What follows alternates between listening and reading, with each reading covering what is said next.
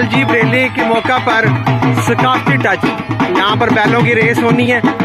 और ये रेस में शामिल होने के लिए बैल जो हैं ये बताया जा रहा है कि ये कश्मीर से आए हैं और ये उनका इस्तकबाल किया जा रहा है। साल जीप रैली के मौका के ऊपर